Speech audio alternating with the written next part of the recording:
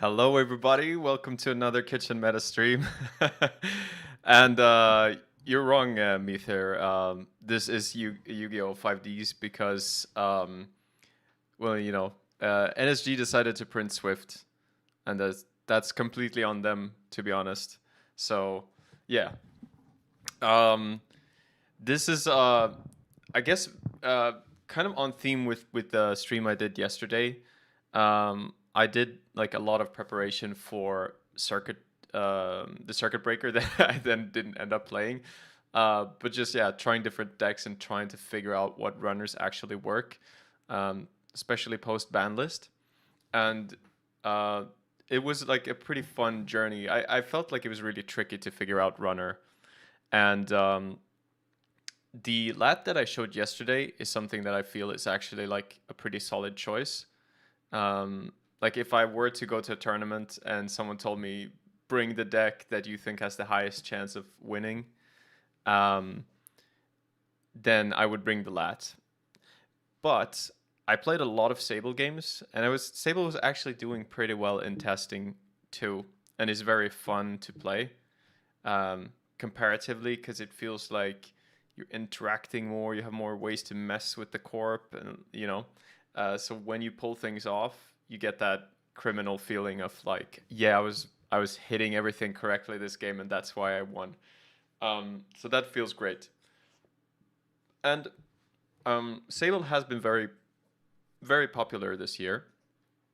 Um, and for a while, I wasn't really feeling it. Even when Info Bounty was around, I was trying to play Sable. Went to a tournament with it, didn't do that well. Um, I do miss Info Bounty though. Um, but looking at the Sable lists that were being played before and at Worlds, there were a few things that that bothered me that I didn't understand. um, and or maybe those things are mainly meta calls. But I pulled up like Kikai's list. Shout out to Kikai um, from Worlds. So this is one of the Sable lists that did really well. And for me, when I look at these, there are a couple of things that bother me, and maybe that's based on my unique experiences with certain decks. Like Shibboleth to me, when we were testing Sable versus the RH, um, it becomes like unbearably inefficient. Like it feels so very bad, and that's something that I wanted to fix. Um, there's also things like, well, okay, there's only one no free lunch in this list. Some previous Sables were playing even more no free lunch. Um, yeah. So I wanted to fix. I guess I mainly wanted to fix the decoder. Like you want to be kind of decently efficient against glacier decks breaking. Your money evaporates so fast. Um, I also found against glacier decks, I don't even think like one reprise is enough. Um, um, so actually, let's look at this list, which is basically what I ended up on. There were a few things like I wanted to have the two reprise because I felt it is needed to beat the glacier decks. Um, you can have a nice early game where um, you get a lot of runs in, you get your money going unless they manage to ice all the centrals, and you're setting up, and then Hermes can kind of slow the corp down. Um, but I feel like often at some point you end up getting taxed out anyway because your breakers are so inefficient, and then reprise actually makes a big difference in swinging things like opening a server up again so that you can finish the game. Um, so yeah, that's one of the things I wanted to do.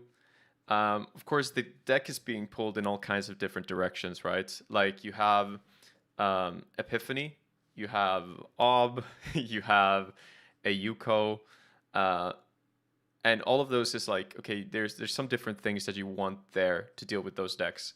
So a lot of commonalities, actually, even with the Glacier decks, is that there's stuff that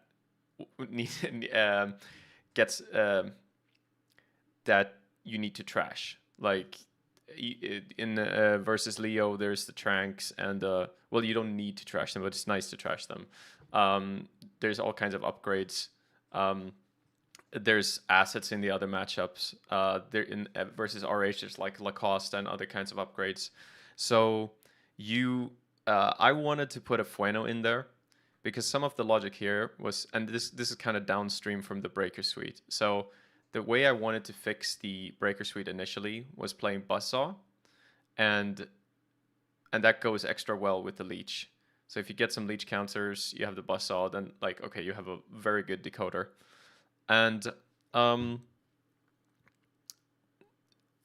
when you go Leech, it's hard to justify more than one Jezva, because Jezva and Leech together in the rig fit.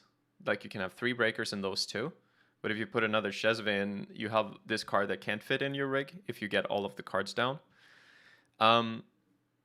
So you have these plays where you can pinhole and use Jezva to trash things, which is kind of nice.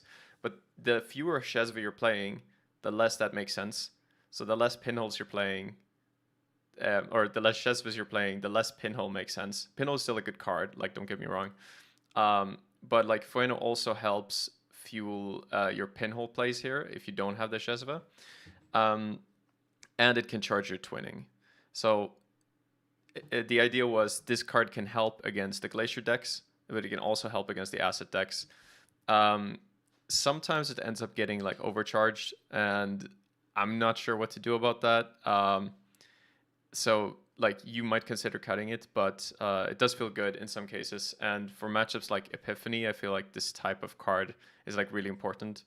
And that's another reason why a card like Debbie is in the list, is that this is something that actually allows you to build a money advantage over time if you get it down.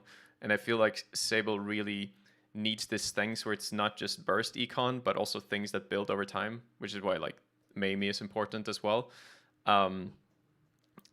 Because otherwise, if you're shut out of servers, you're not able to like get enough money to do your things.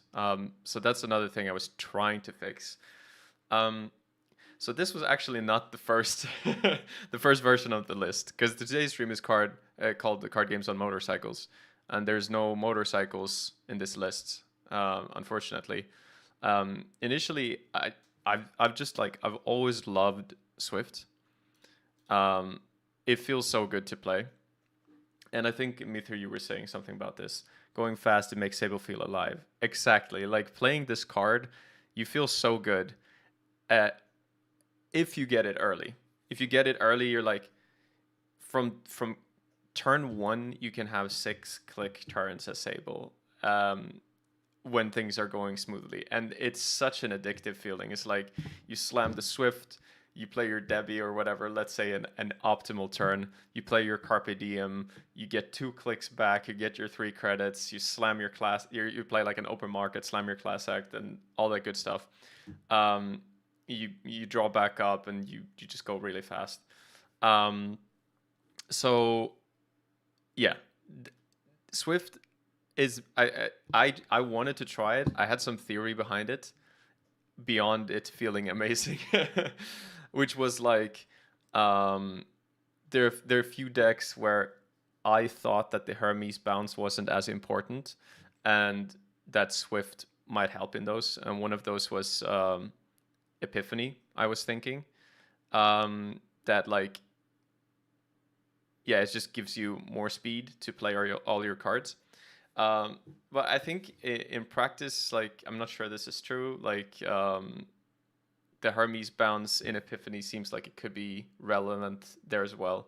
Like, worrying about the ice on HQ getting bounced so that the transfers hit and stuff like that. And then also the Hermes is like, it's really valuable in the Glacier matchups especially, and just in general it sets up these nice lines where it feels like it's a really good include. Then another like side benefit is that it, like, all these trap decks that you just sometimes run into on JNet, they lose a lot of teeth when you have Hermes. As soon as you hit an agenda, you can bounce one of the highly advanced cards, and that threat is gone from the board. Um, yeah, and like yeah, let me see actually what the chat is saying. So uh, yeah, you were playing. I wish I played two Penny Shaver. I was playing one Shaver, one Hermes, and Hermes was a brick at CBI. Interesting. I think I I still can't imagine Penny Shaver being better unless like you're in matchups where servers are basically completely open. Um, I feel like quickly the counterplay to Crim is like icing everything, and then like Hermes is a good counterbalance to that because now if they want to score, they need to open up like a hole somewhere that you can exploit. So I quite like it. Um, yeah, so the echelon is, I think echelon is good because you can get it up to like the 4 strength if you need it. A lot of the time you only need it at 3, but then you also have the revolver to deal with the other cases. Um, yeah. The other things about Crim in general is like I feel like you're trying to um, basically you're taking a lot of weaknesses and you're trying to fix those. So one of those things was like, okay, the glacier weakness. Then it's like, okay, the asset weakness because we don't have that much like recurring credits as criminal, or like drip economy. So we're including all this drip economy to try to deal with those. Then we can think about like a Yuko where there's burst damage and going too low on cards is bad, where the Class Act and Nuka really help us. Where you can make a play where you install the Class Act, run somewhere, and if it's an enemy, at least you'll draw back up, so you're not vulnerable to Blood in the Water or whatever. Clicking back up on cards with Nuka is also really important, like being able to quickly go back up on cards. So Nuka is not only super important to go through your deck fast enough, but it also click compresses your draw, which is really important. So you have to have Nuka, is my opinion.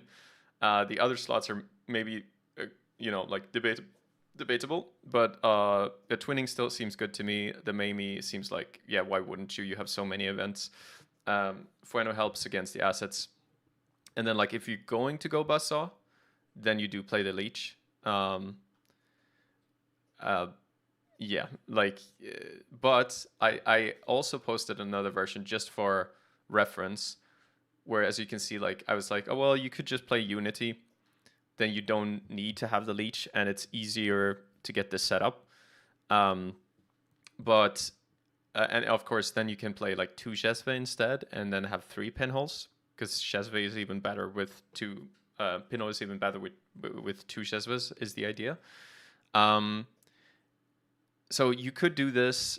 I'm not sure which is better, to be honest. Today, I kind of want to focus on the buzzsaw lists, at least at first, because I think that's the most fun. And also, buzzsaw has the best ceiling.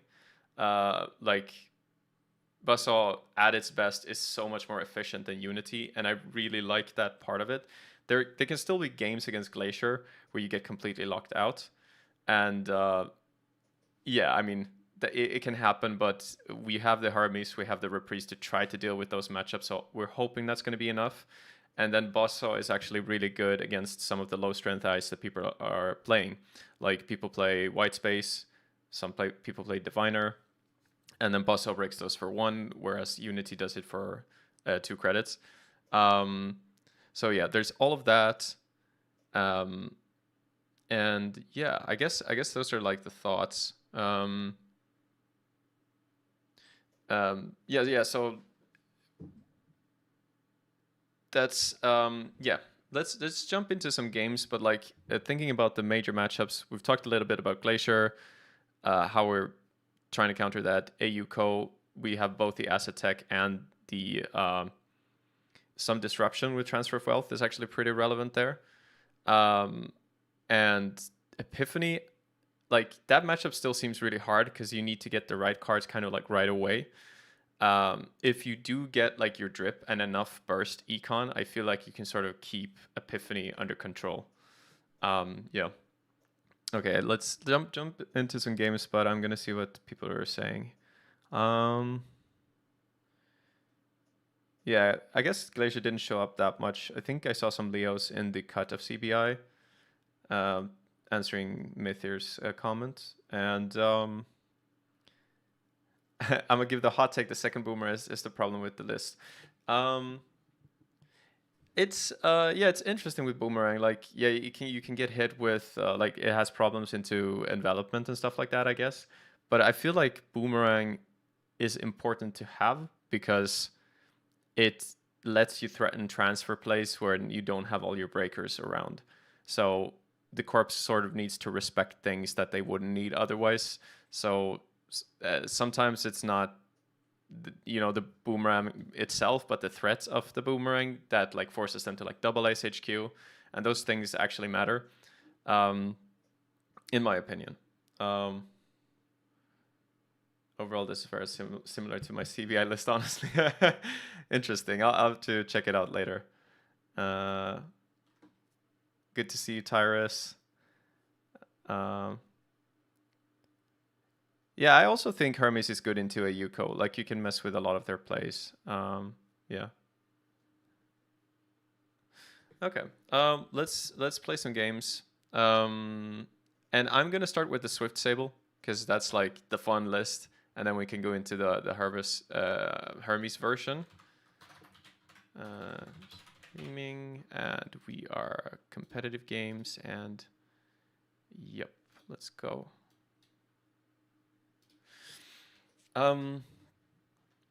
Yeah, so I guess the Swift Sable is kind of a guilty pleasure. It's just like it's so much fun to play. But again, contrasting the two, so I talked a little bit about it. One big difference is like Hermes has a bigger impact per trigger, and it also lets you do tricks that Swift doesn't let you do. Swift is really good, but I feel like only if you get it like right away, or pretty early.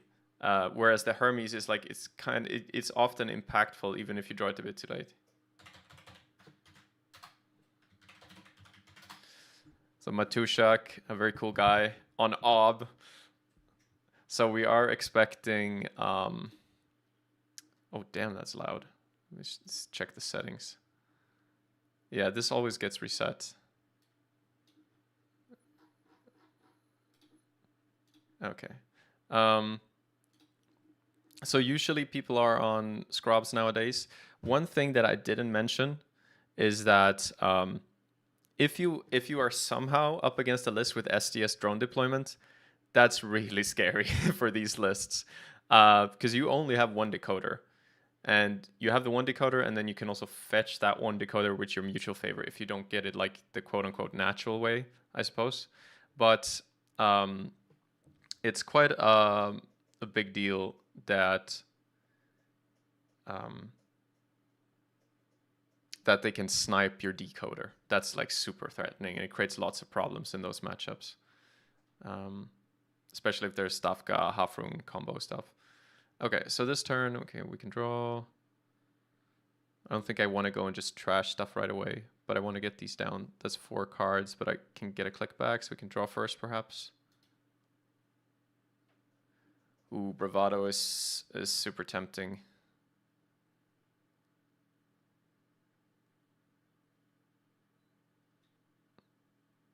Because it's usually uncomfortable to rest these early.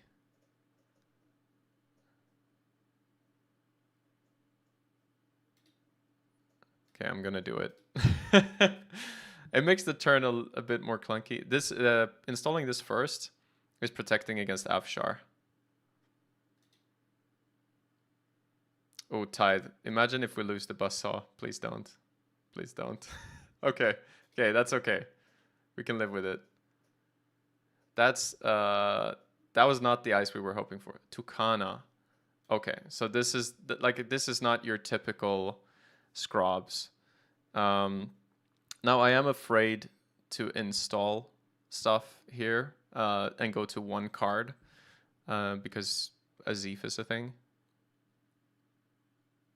So I'm just gonna clean Getaway Archives to get our free money, click back. It means we can't install Mamie this turn. I think that's fine. Like a line could be just installing the Mamie. A scary thing here is like, I feel like it's not a good time to score a Zeef. But if he thinks it is and he scores it, we could lose the buzzsaw. I don't think that's gonna happen, but that's like the worst case scenario. And I think we should draw last click. Yeah, we're not looking to just go after these. Wall to wall, yeah, good card.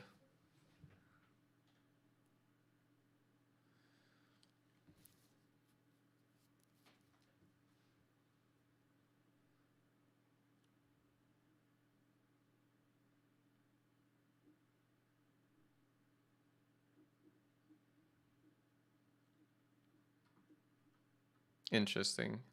So we know there's Tucana. We probably want to get rid of this.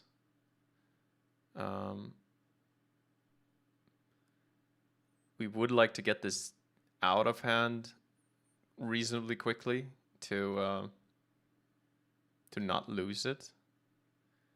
Oh, transfer. It's a bit early to go for the transfer.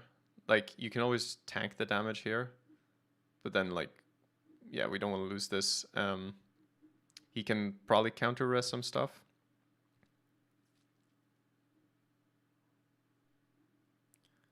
Mamie, run R&D, we get the click back, we have 2 clicks. Could draw and then go for the wall to wall.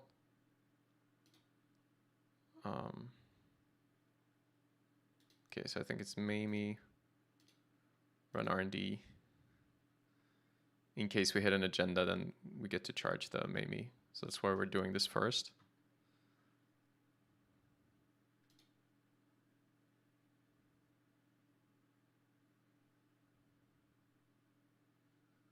Until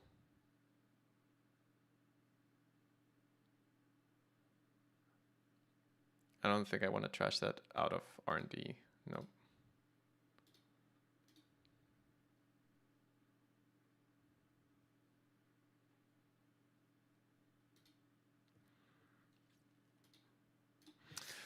Okay.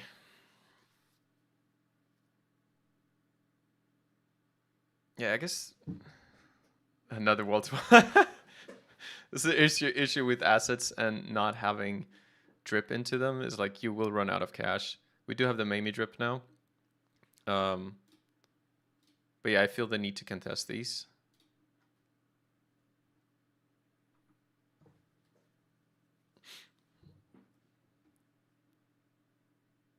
But we are sort of getting a lot of time. Like he's getting good value from these, but we're getting time to set up. Oh, the mark on HQ makes this transfer line so tempting. It could even boomerang transfer, but like, yeah, I'm just worried about res is here. It's the issue with not knowing the list.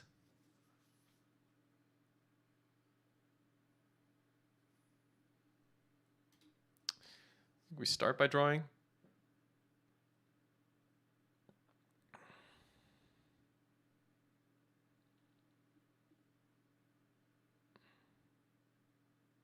So maybe,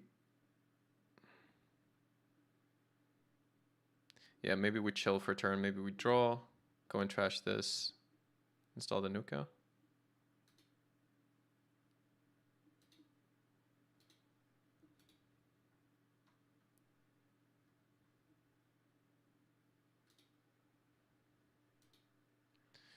Or we install the open market. Kind of do need money, so I mean, I guess Nuka can draw us into money, but yeah, I'm not sure. You can always install the Nuka next turn and click it, I guess. That's my thinking. Hopefully get a run event to use with Mamie.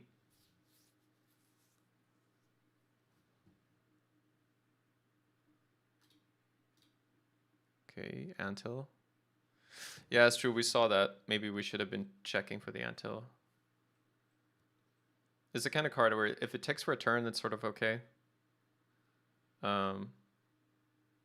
Also good to get the rest out of the way in case we're going to go for a transfer play. Then there can't be dodges with that.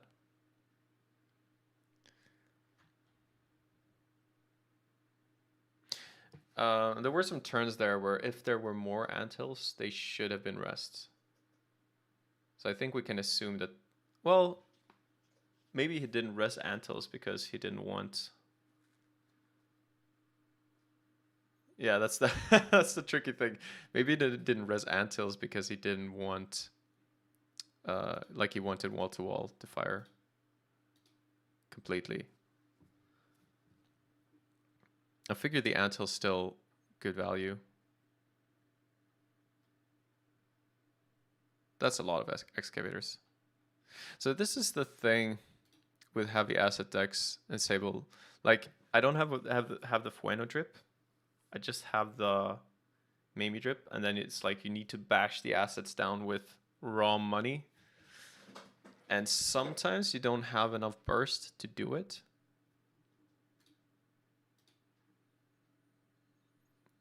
Wage workers, okay.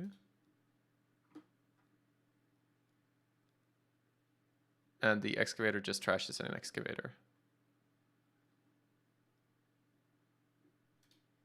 Interesting. So he has a very good setup here. Like if there's nano management, he can just score a basalt.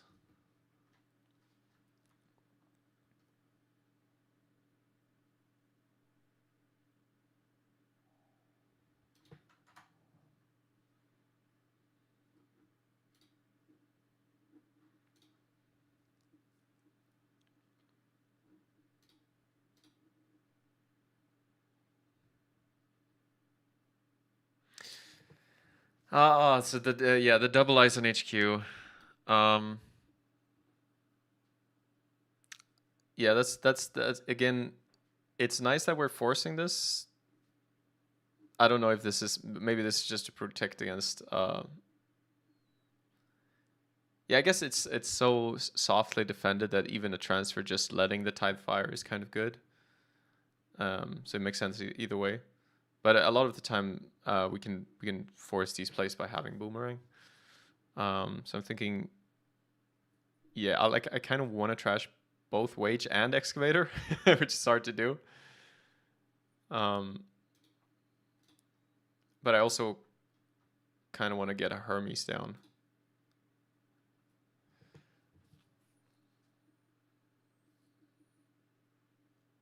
Interesting.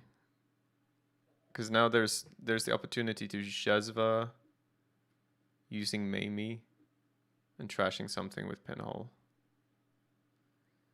So we go down to 5. Pinhole. Then we go down to 3. You can do it on archives. Okay.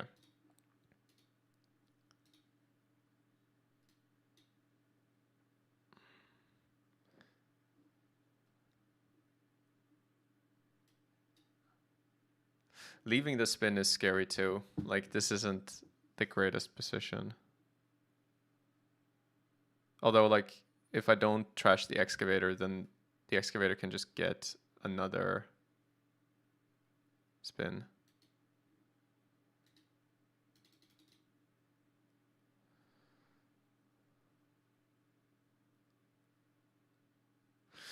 Yeah, this is just assuming he needs the wage.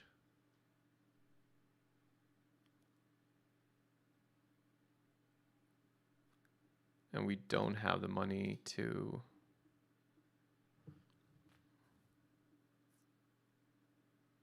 do anything. Yeah. Really needed a Carpe Diem or a clean getaway.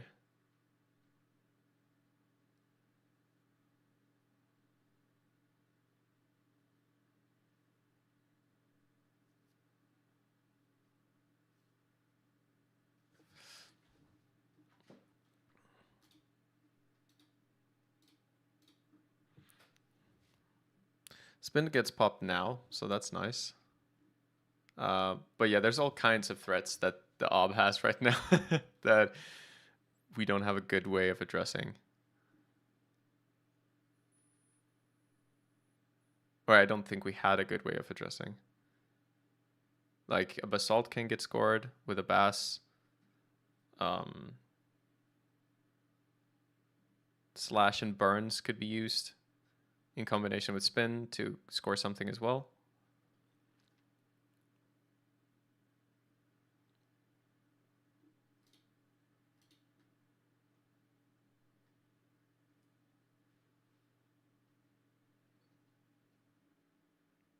Yeah, another wage. Money is out of hand, so like the transfers are getting less and less relevant.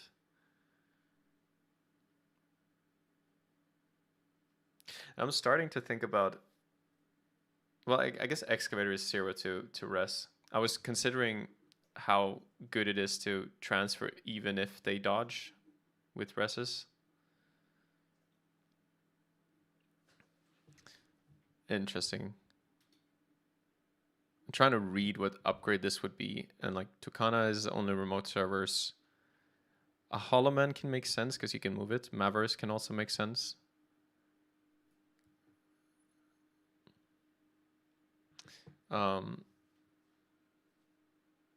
We want to click the Nuka to potentially get something we can use here on R&D. We would like to get rid of this. I mean, there's also lines where you just boomerang this server to get rid of that. Oh yeah, we're on Swift, not... Okay, cool.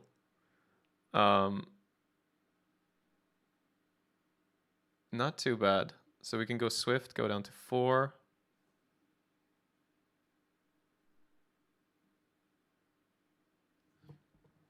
I guess twinning is still too early.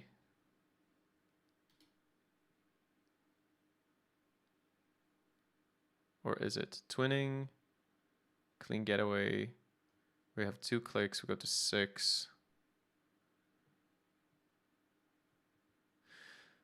Yeah, if we want to trash both of them, it's too early, yeah. Clean getaway, we're at 8.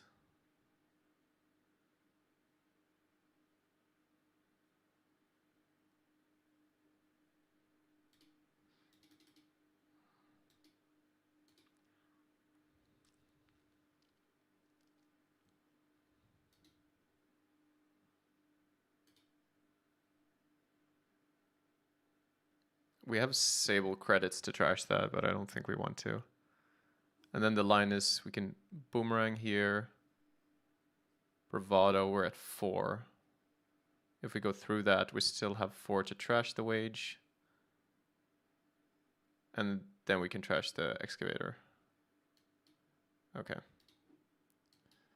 I don't super love it, but let's see. I feel like those are cards I have to get rid of.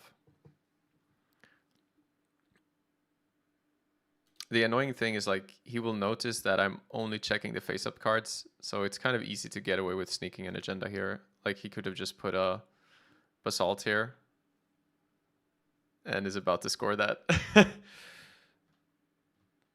But so yeah, I don't know if I'm over prioritizing these assets.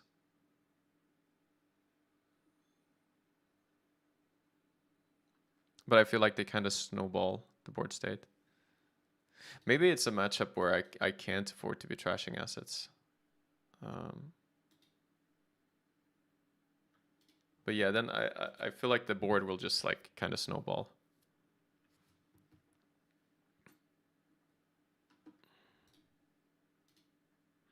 I don't really expect Hollowman because it seems strange to me to combine wage workers and Hollowman in the same list. Okay, but there it is. So maybe there's one of each. And this could be a Basalt score then.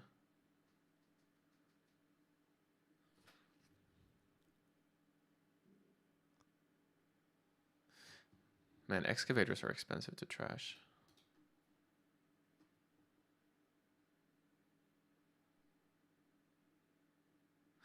Yeah.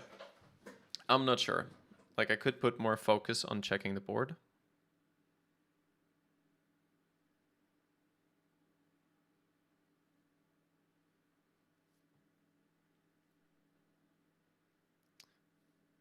And if this is Basalt getting scored, we are in terrible shape because we haven't really been setting up. But I think this kind of beautifully illustrates why I like to play the lat. Because at least when you're going after all the assets, you're using Azimuth money. So you don't end up draining your bank like this. And sometimes you use overclock too.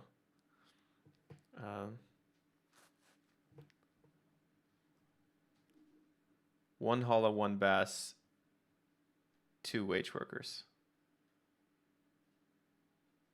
Yeah, it could be.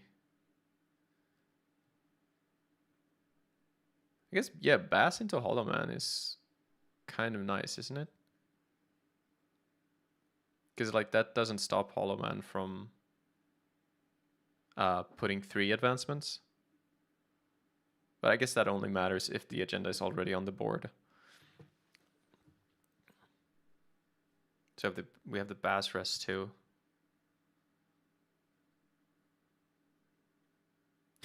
Like, I feel like this turn should be deadly. Not like we die, but what I mean is like things get very out of hand now. So I haven't looked specifically at Mistress List, but Hollow Man is cool.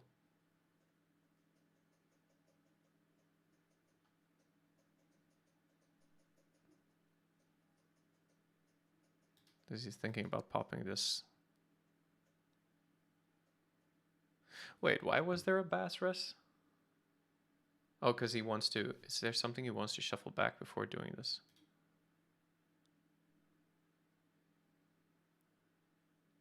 Now I'm so confused. Yeah. Oh, yeah. Okay, now it makes sense. I was like, why would you rest bass? Well,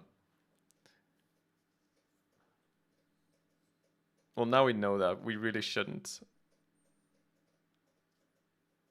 I would try to act as if I didn't know, but I don't know if I can.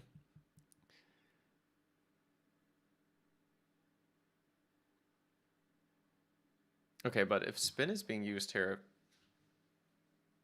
that is really good news.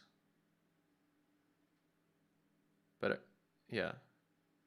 Are we scoring? Because like installing the spin without using the Holloman first means that Holloman's only going to give 2 advancements. So why is the Holloman then being rest?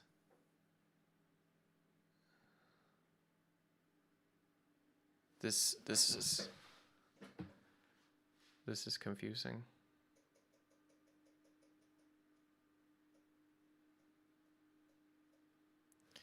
Like, is he trying to bait some kind of run? I guess this is the problem with Boomerang too, is you put it somewhere and they just ignore it and put an ice somewhere else. And then you still... So I understand the hate for Boomerang, because then then it's... You still need to have your full Breaker Suite out, and it feels like it takes forever.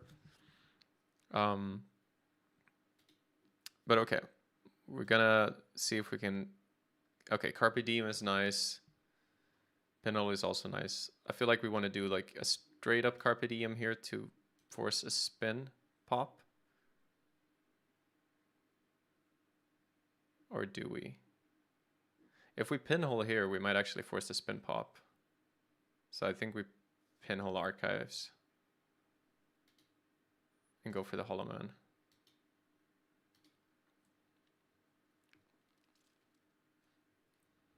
Yep. Okay, that is great. And then we can get the Hollow Man with this. So this is the other weapon we have while we are waiting for better times, aka more breakers in our rig. We want to trash this. Not sure if we're going to check this.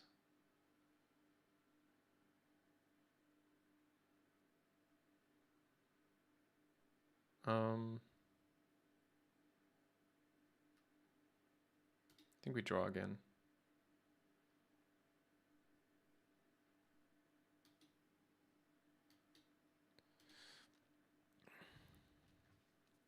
Get rid of this thing. Get a revolver down. It seems reasonable. Like, yeah, I feel like that last turn should have been really bad. I guess this current turn could still be really bad. Because there is still Bass. And Wage Workers just got shuffled back.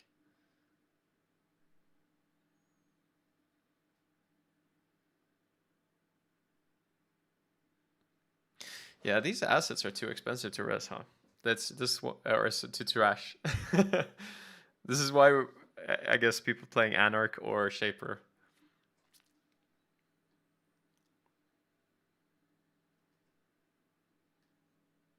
Okay. So that thing is the Tucana.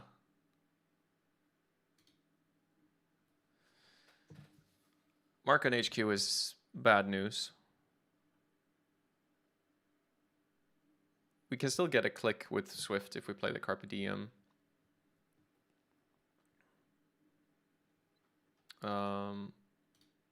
Yeah, we're really not ready to contest anything is the issue. We can draw. Okay, a bit too late, but now we see the Debbie and the Fueno. So we can go Debbie, Fueno, Carpe Diem.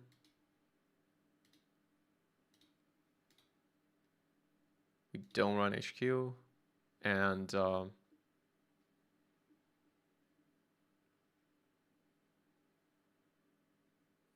yeah, I mean, do we really have the time to go and contest this?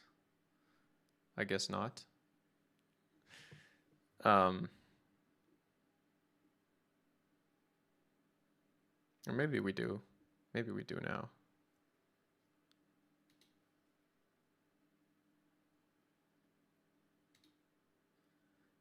Yeah, let's act like we do. I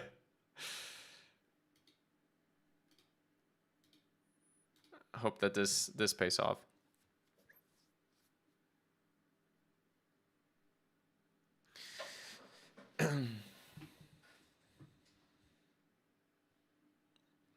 Mither is saying get Buzzsaw down, and I'm like, I do want to do that, but also,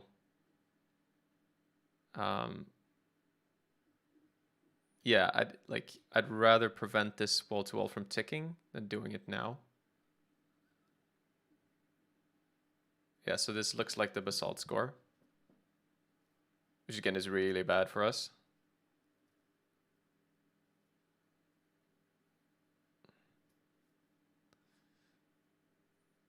He's actually quite low on credits and stuff. So the trashing has had at least some effect.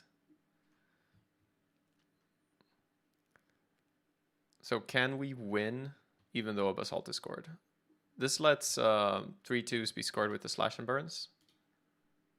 And the risk of them sitting HQ is pretty high.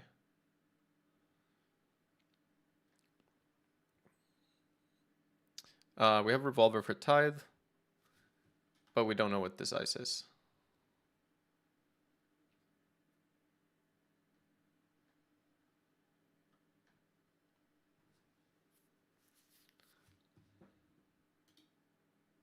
Okay, we got Archives, like total gods.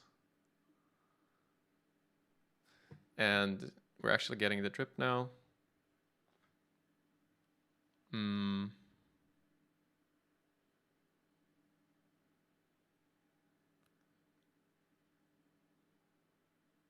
So we're not super scared of any barriers here. So I feel like the line is to get the Buzzsaw down now.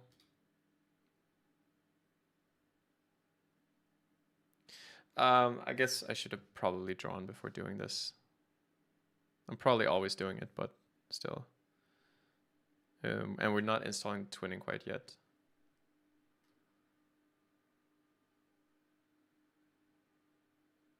So even if it's Maskirovska, he goes down to $2.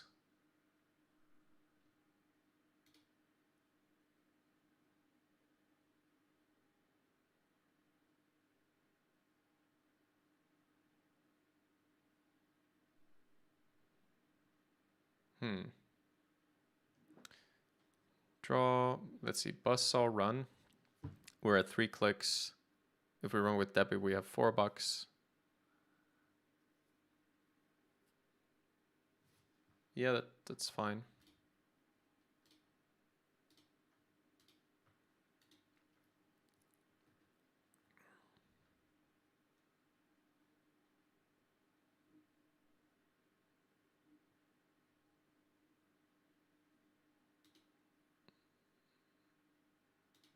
Yeah, makes sense. But yeah, if we Debbie this, we go to $2.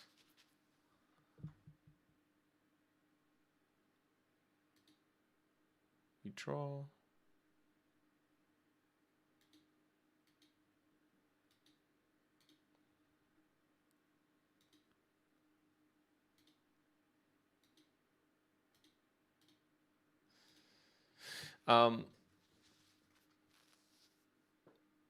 Okay. Yeah, that's annoying. So yeah, slash and burns can still be used. You can get spins this way. If I were to play this matchup again, I'd probably try being less aggressive about trashing stuff. Because it might be that we just need to get our breakers up as fast as possible and then try to like run HQ.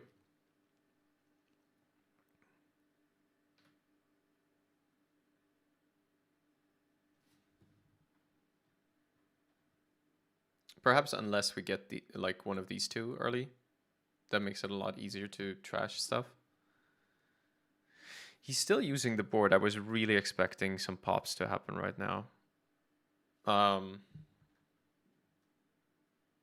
So we can go credit, clean getaway archives, actually mutual favor for our final breaker.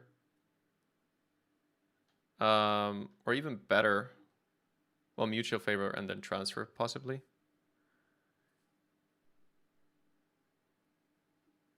But transfer like doesn't do a whole lot when this excavator. This is the annoying thing.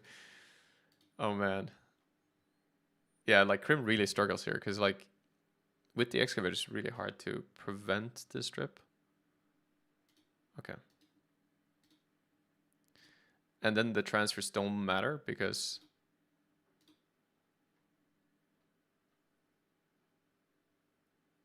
yeah.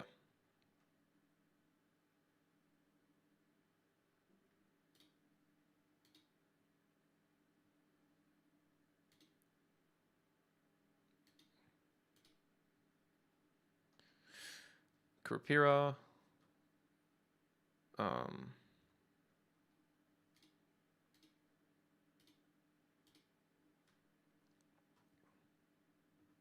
Let's see what's over here. Okay, that's a good restive force. Although I guess he's still potentially scoring out behind that. Can't really get rid of the excavator. Yeah, this is an issue.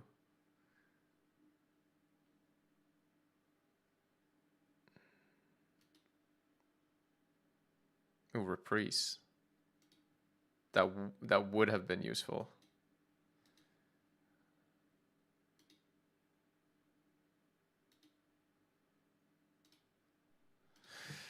Okay. We have the full rig. We have some drip. If he's not just winning now, we do have a little bit of game, but things are looking bleak. I guess saving grace is HQ might be completely flooded here. He's drawn over half his deck, and we've only seen one agenda scored. But here with excavator, some slash and burns. Yeah, it's still tricky.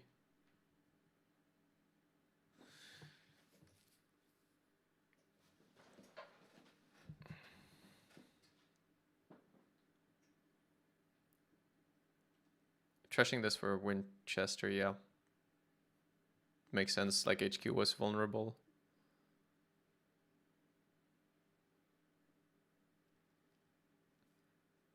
Yeah. Yeah, it's very annoying. Like, he goes down to 0, but then he's gonna bounce back.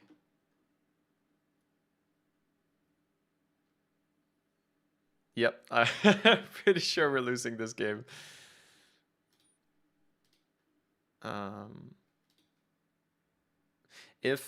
So this illustrates a little bit, like Meteors are just running HQ, and it's not that bad of an idea to try to pick up the agendas in HQ.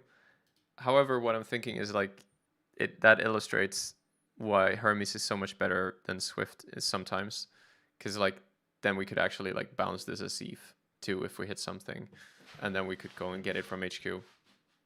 I mean, okay, we have been getting some clicks from the Swift.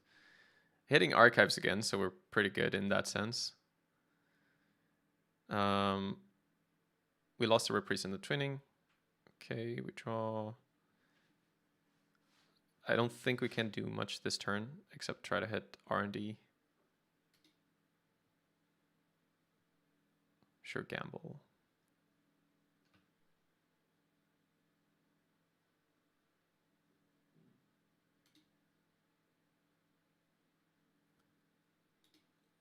Can't really use the leech.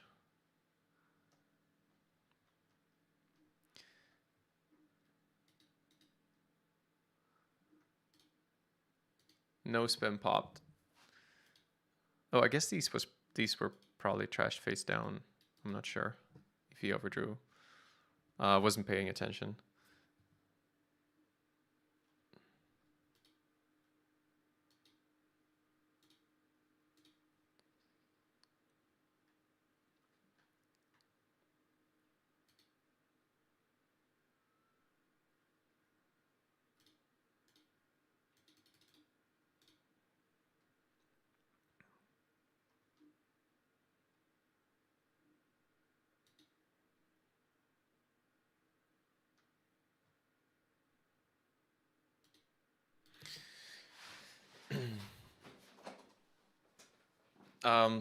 So I could have ran HQ to try to snipe any like final agenda here.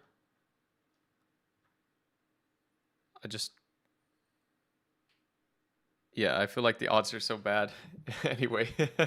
And then I'm gonna run out of revolver counters, but maybe it's still like technically the best line.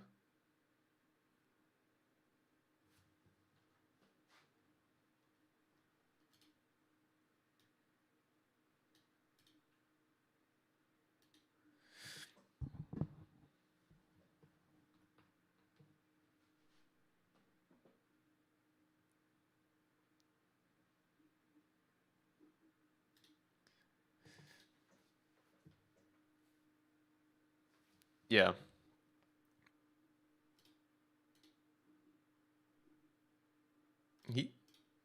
I was surprised he was thinking because I feel like surely he has to have a winning line now.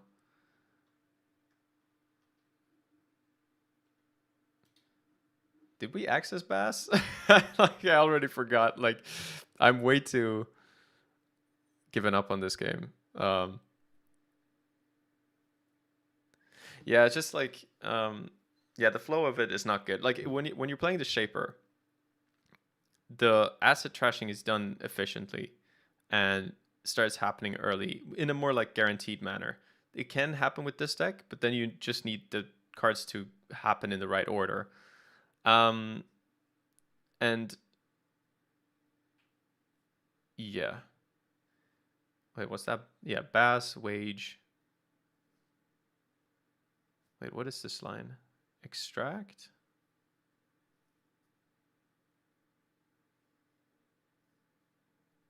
Okay. I'm not sure what this is about.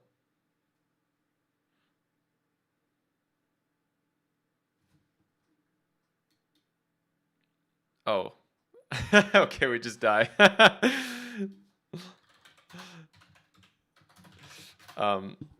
Right, so when you trashed all the assets, you're in a better spot as the shaper, to like the point where you got rid of all the assets and now you're ready to like start playing the other part of the game, which is still hard, happens faster. With the criminal, like if you get stuck in the trashing part, like I did this game,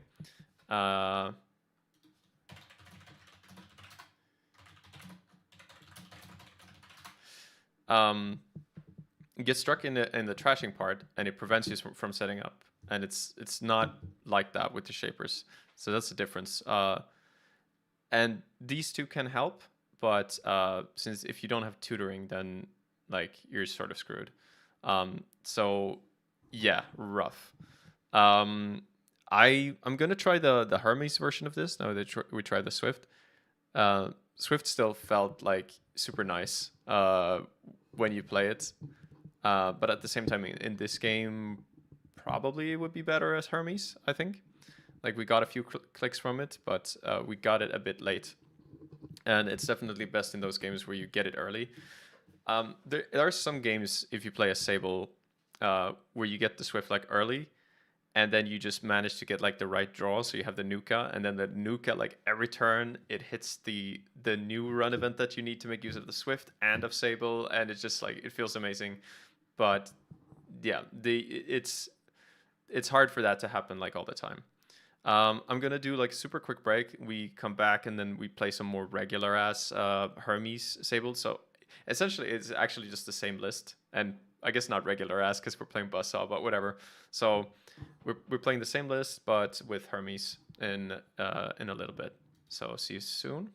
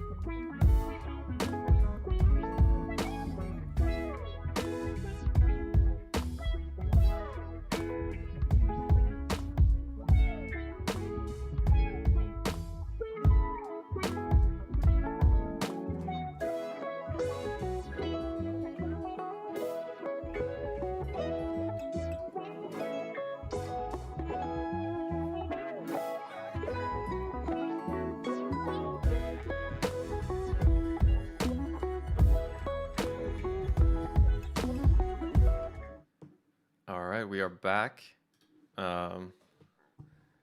So we're gonna play some Hermes Sable. Let's see here. Oh, and we're streaming. And competitive decks. Let's go. Swift Sable with no Swift. That's the one. I also had this idea, because these decks are really fun to play, of playing like a kind of a just teched out. Well, I don't know how teched out, but playing a Lou deck where you have a lot of capability to trash a lot of assets. Yeah, Lou is just really fun to play. You can play the Gourmands, you can play the Audreys. And the other part of that is that it's there's this funny archetype of a player that like just hates losing to assets, like Epiphany decks or this kind of ob, and just wants those decks to suffer and like doesn't care about anything else. And then they end up playing like 3 solidarity badges and like 3 gourmand and playing Lou as their ID. just to make sure that they smash those completely and they never lose. Like maybe a Hana in there as well. Um, and I wanted to try playing a deck like that, but not as extreme, and see if there's like anything to it. Oh,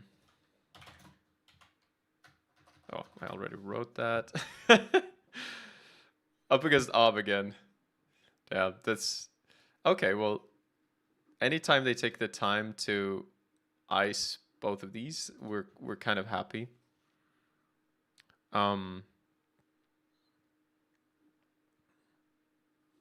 Leech run R&D is a little bit tempting, honestly.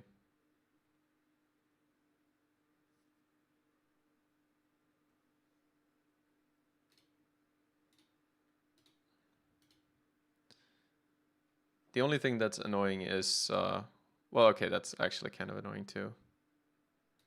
But I was going to say Maskarovka. Wall to wall, that's fine.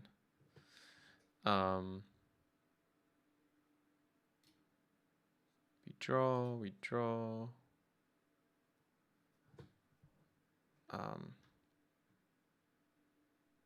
Guess we just take a buck here. So that the gamble can be played.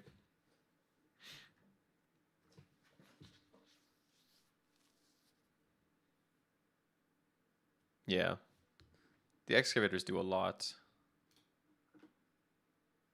I don't think I can just leave this.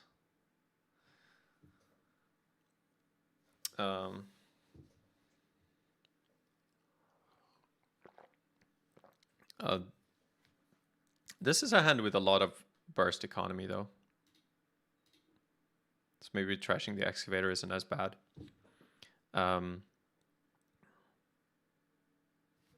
Last game we didn't get any gambles.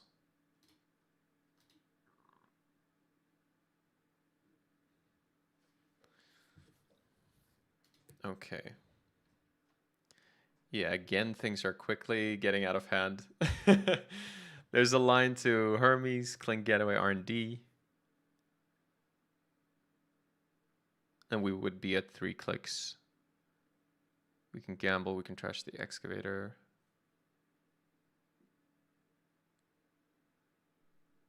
We know that one of those is a wall-to-wall. Okay, Hermes, Cling Getaway.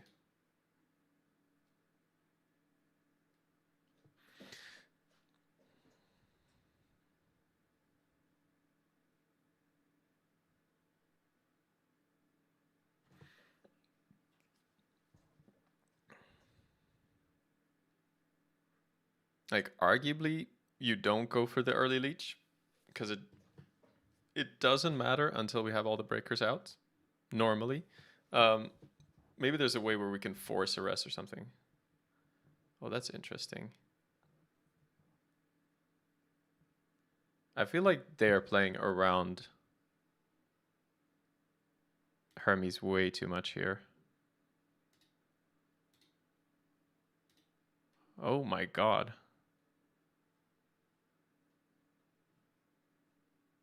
So bouncing the HQIs doesn't actually do that much right now.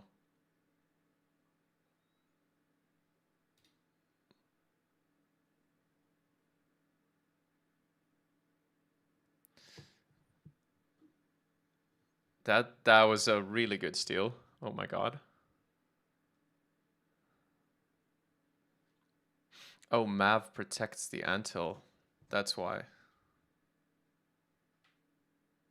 I see. Okay, that makes more sense.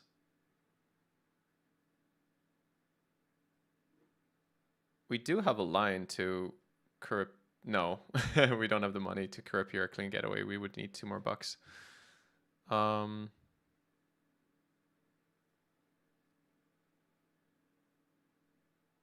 we could get the excavator at least.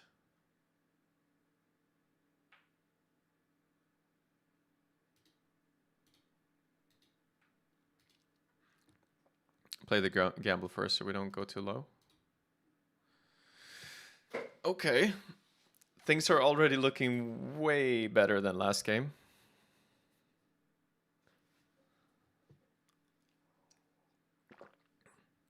But that was incredibly lucky.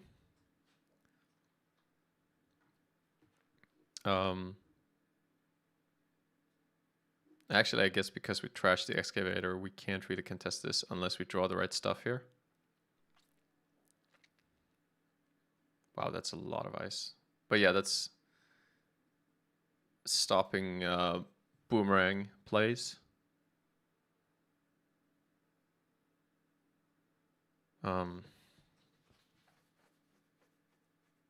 Like technically credit Career Clean Getaway gets rid of this, but it feels like such a...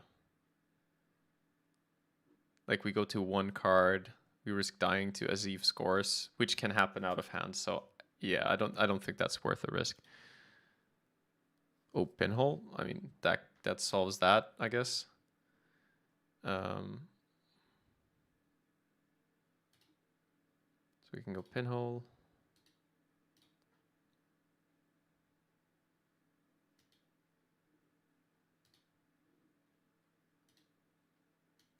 Open market.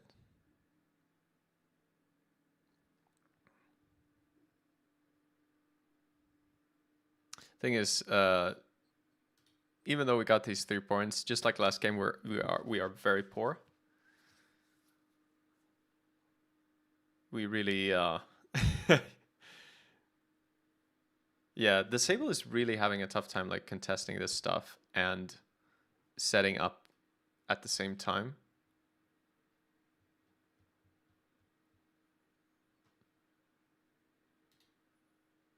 Oh, Nuka is nice. So Nuka click Nuka gets us to 6 cards and 1 click left, which means we could still clean Getaway this thing. Okay. I'm still going to try to contest these. Especially because I feel the start isn't that fast for them.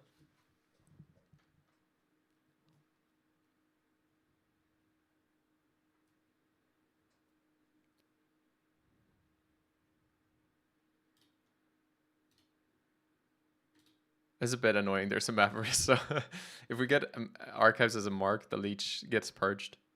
But I guess minor loss is to get our Carpe Diems for free.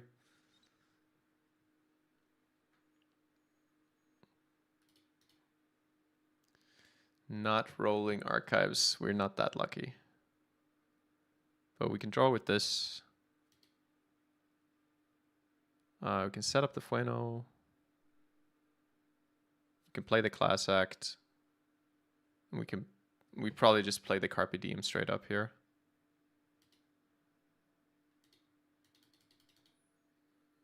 Because otherwise we go very low on credits and then we can't really play any gambles that we draw.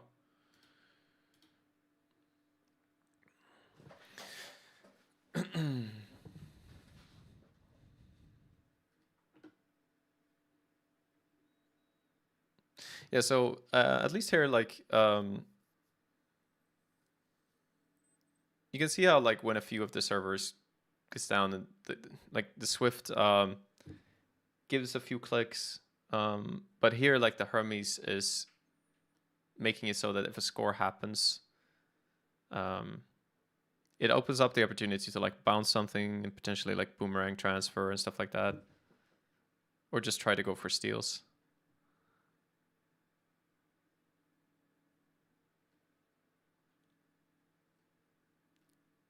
Okay. HQ, not what we wanted.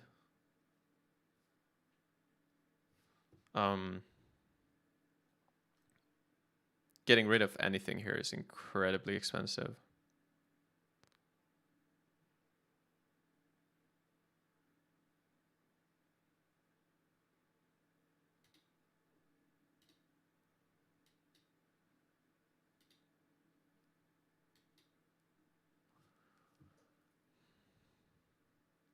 So I'm deciding just to install and try to not trash stuff further. I want to be able to go in and actually contest stuff.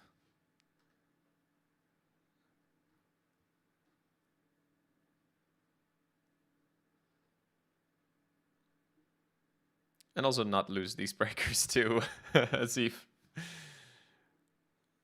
Okay, we get an Azif score.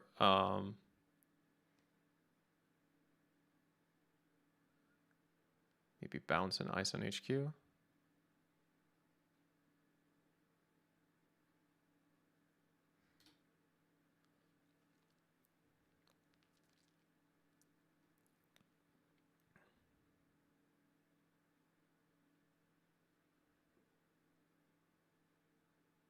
Putting it on the remote, is that a mistake? I wonder if that was accidental. But maybe it's just needed to set up the scores.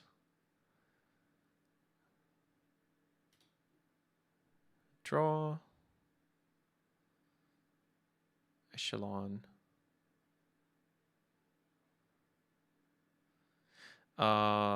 The mutual favor can get, what are we missing? Buzzsaw. Don't need the echelon right now.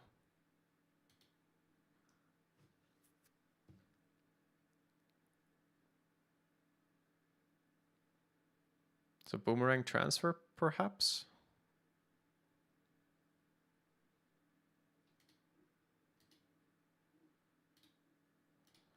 Unless this is envelopment, but that's not the worst to force that to be rest. Okay. So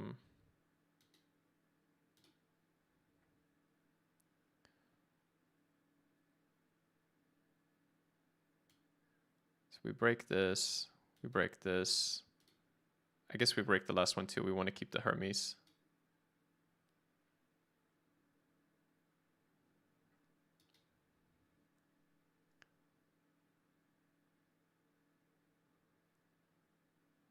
Wage gets rest. I think that's a fair trade. We only get one less credit. Oh, actually 2 less. But now it's like it's not protected by ice. I guess we don't want the boomerang back.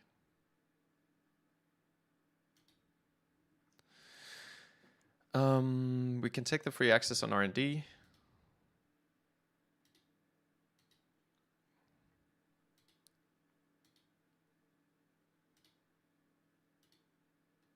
Stavka, and I guess trashing the excavator is best value here. I think we can float the tag.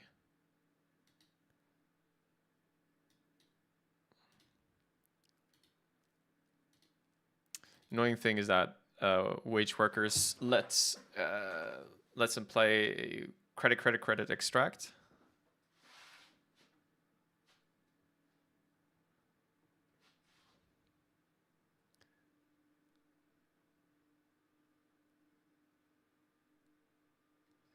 Oh, there's wall to wall anyway, of course.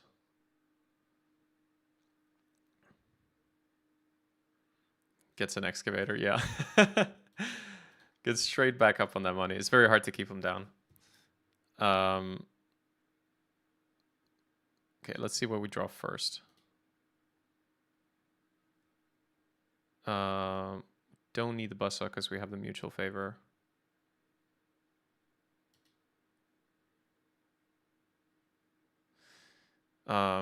I could go no free lunch, bravado HQ, making use of the leech counters before they get purged. But actually, yeah, they only get purged if I run archives, which I guess I wouldn't do this turn.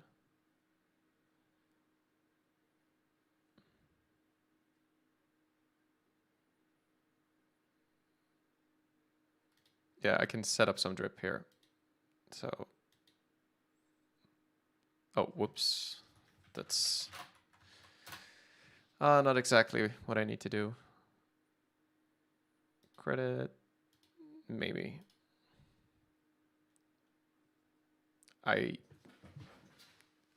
Well, maybe I should trash the wage. I'm not sure.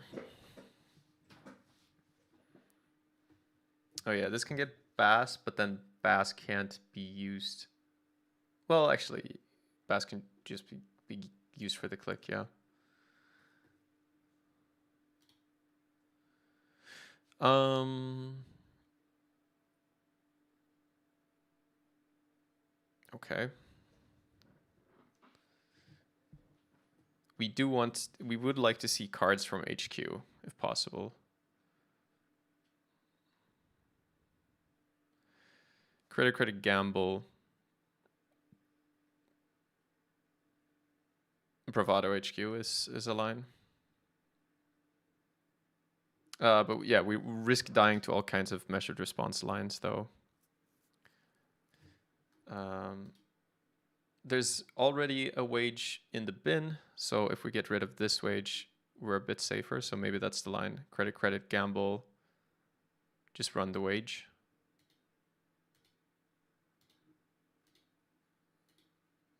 It seems sensible to me. Because as long as a basalt doesn't get scored, we are okay. For the moment, at least.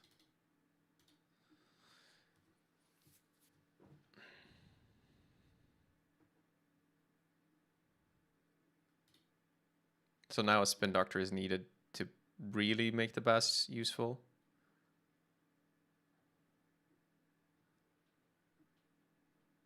Just using it to score 3-2 is like, it's not good enough in this scenario.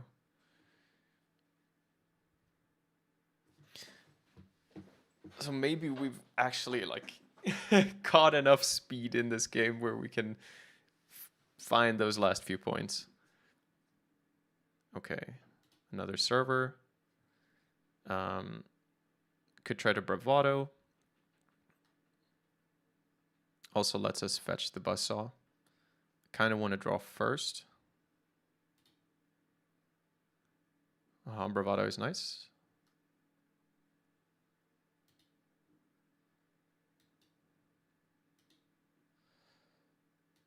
Yeah, I want to see what's over here.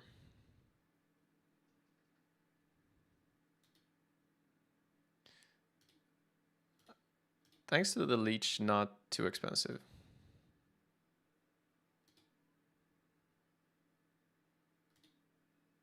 Oh wow, that is really good.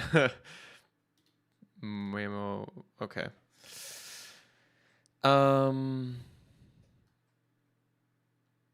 If an Asif is getting installed like that, I feel like there's a complete flood and we should check HQ. If not, just to protect ourselves from measured response.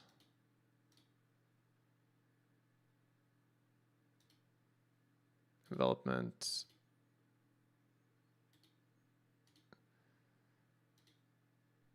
Bass, we don't care about that.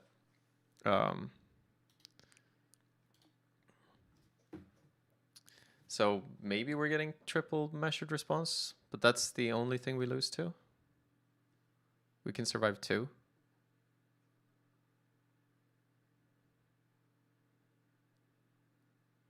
So you could pop the bass, get an extra click to get some more money.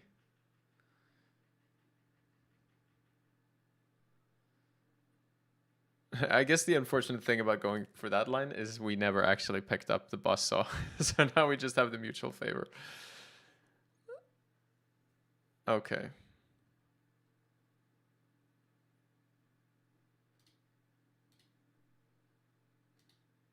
I mean, we don't have to run anywhere. We can draw.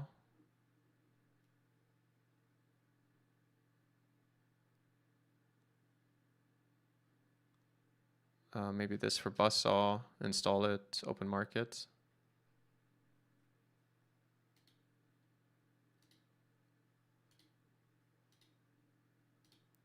Keep the Fueno around. Next turn, this is all charged up for a bravado.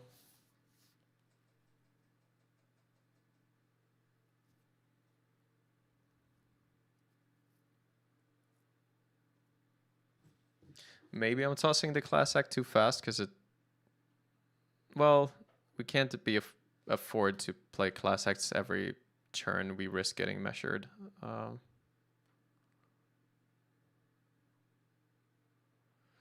Okay. Stavka is $4 to break.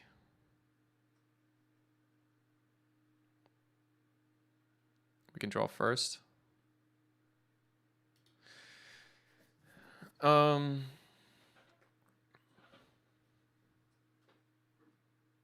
yeah, actually Classic. No, Classic can make a difference with measured response. Bravado. Bravado HQ.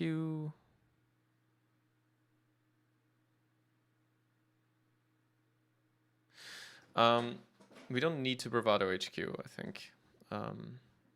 There's still no real threat of scoring a Basalt. So let's just try to stay alive.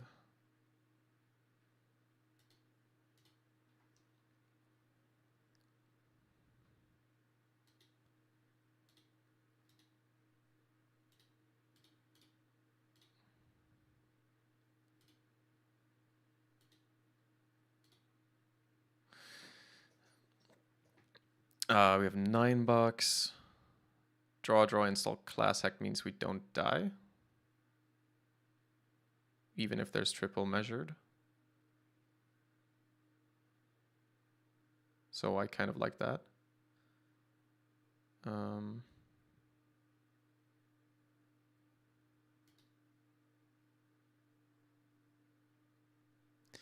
then I realized that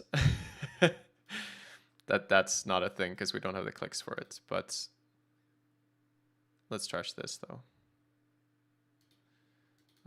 There wasn't triple measured before, and I guess we're hoping that there still is not.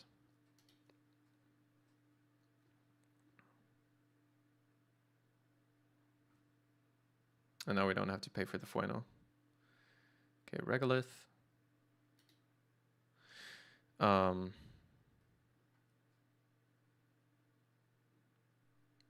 go Debbie, Jezva, run HQ.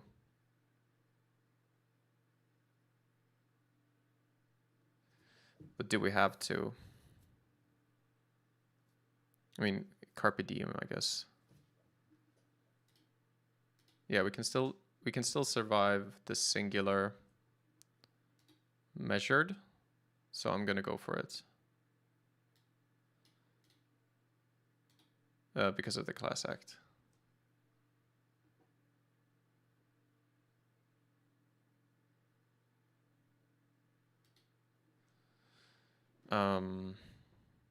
Is that worth breaking?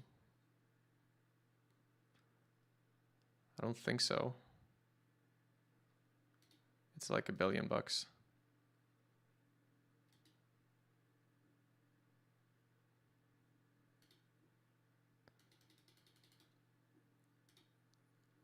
guess measured response requires a successful run, so we didn't need to do this. We don't need the boomerangs anymore.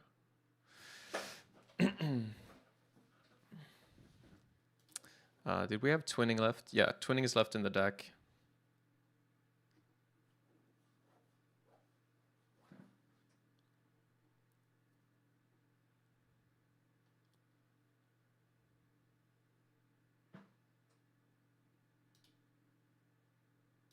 Bass popped.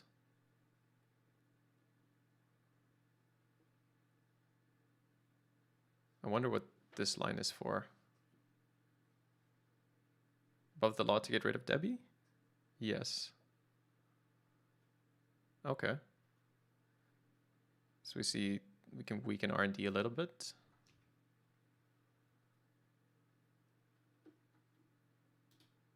And now we really don't need to worry about measured response lines.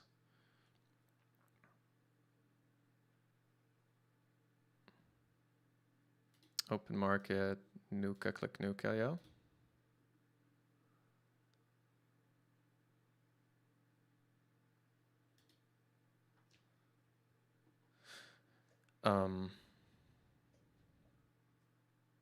And something like check R&D, I think.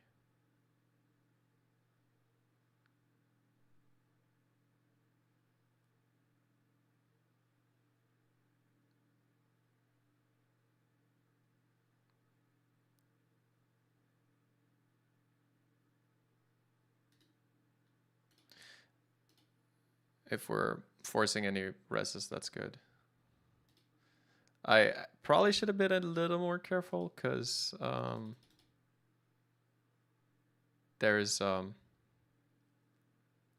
if this was an envelopment, then the clean getaway would not go through. So that was a bit reckless. It should have been the bravado.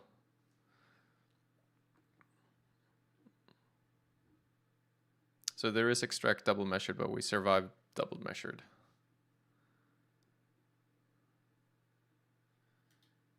Okay.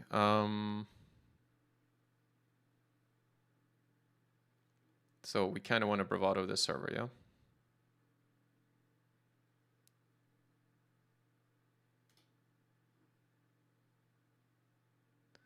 We also want to charge twinning.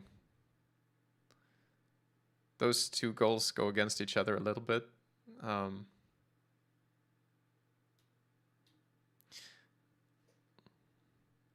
So twinning and then bravado puts us at 6 credits. How bad is that?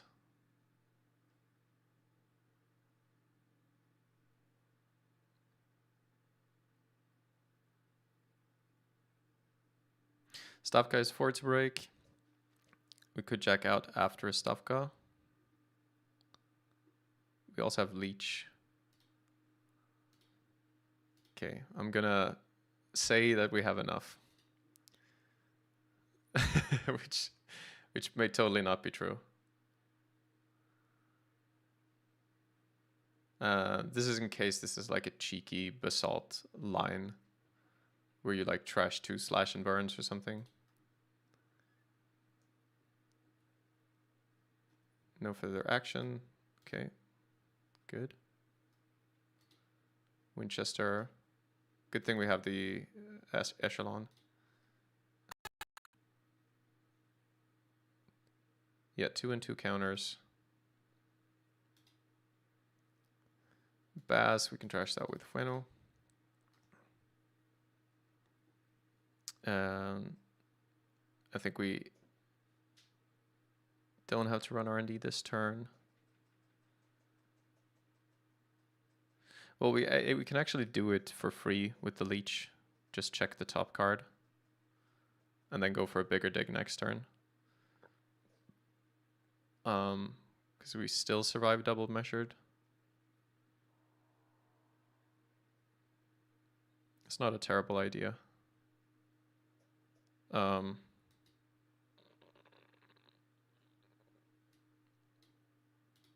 Yeah, sure.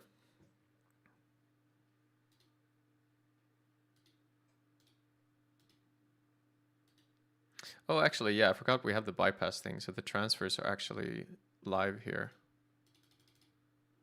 We can bypass the envelopment.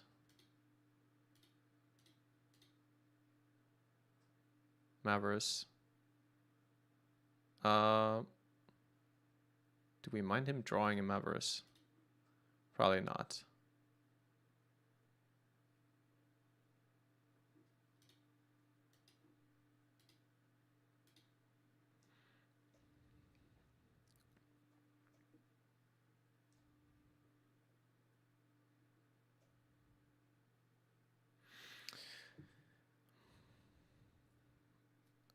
I guess actually you go for the transfer line and then you see 3 cards with twinning. It's probably the best thing you can do. And we got the mark on HQ, so that settles it, yeah.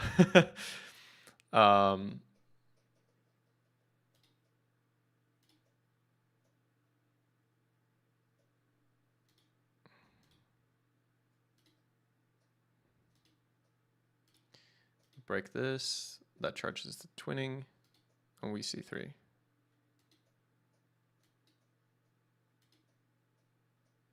Measured, you can trash that.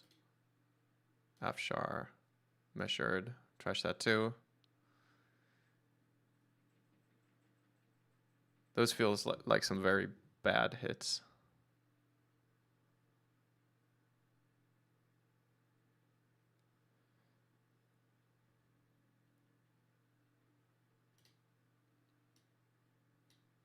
Like, is there secretly like 2 slash and burns in hand, and this is a basalt somehow, and the last card is the Maverus? Uh, I should have been taking notes. I don't remember if we saw something else that we need to keep in mind.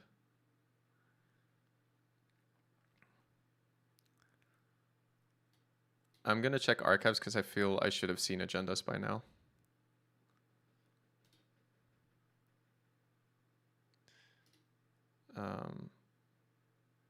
Yeah, we break that. Just Maverus. Okay.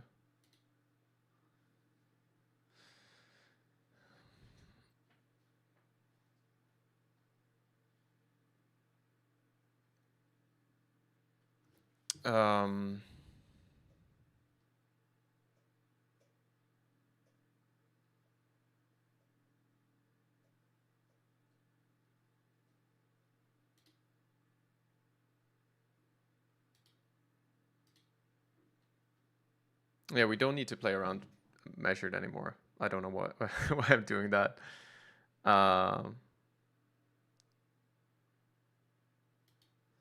Okay, maybe I should be playing around the slash and burn line. I just feel like it's so implausible.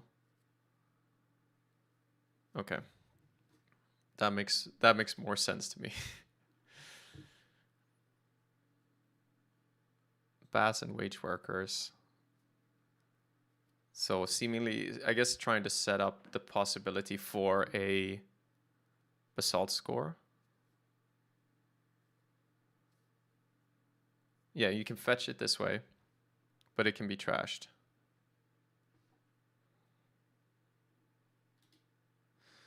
So we can go for HQ again. We have Revolver for Stavka. The envelopment will trash itself.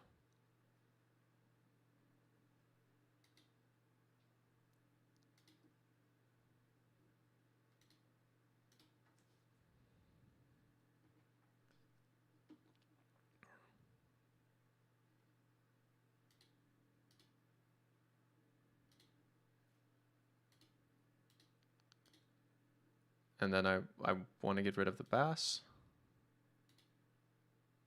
See 2 cards. Okay, there we go.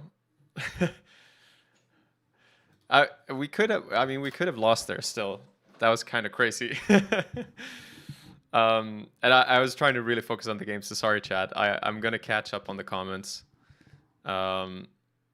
Okay, wow. What happened this game? I mean, yeah, we got the lucky early Hermes steal. The ob never really snowballed. We were very slowed down, but the times when we were slow, the ob didn't find the gas to score out. So it seemed like kind of an unfortunate game for the ob.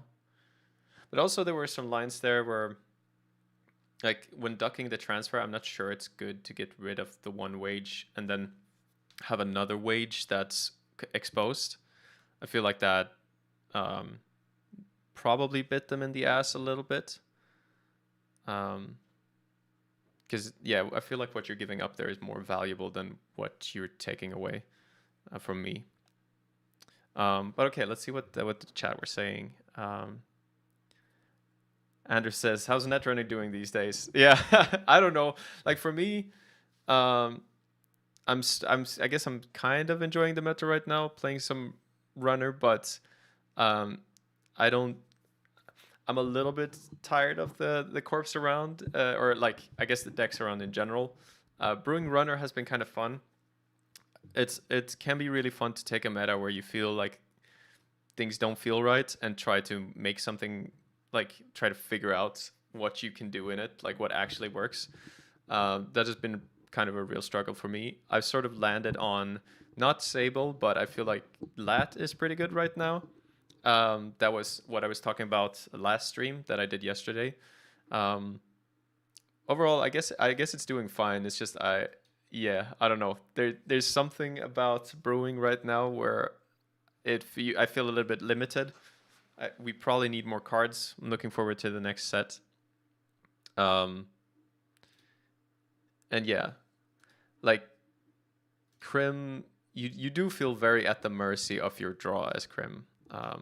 Not which you don't do as much. You don't feel that as much as if you're playing Shaper. I think maybe not as much for Anarch 2 because they sometimes can, I don't know, they have more redundancy in their decks and can sometimes just trash the cards they don't need. Anders says haven't played much since Worlds in Barasat. Oh damn, that was a while ago. What a time. What is that now? That's like 3 years ago now, is it? Is it? Holy shit.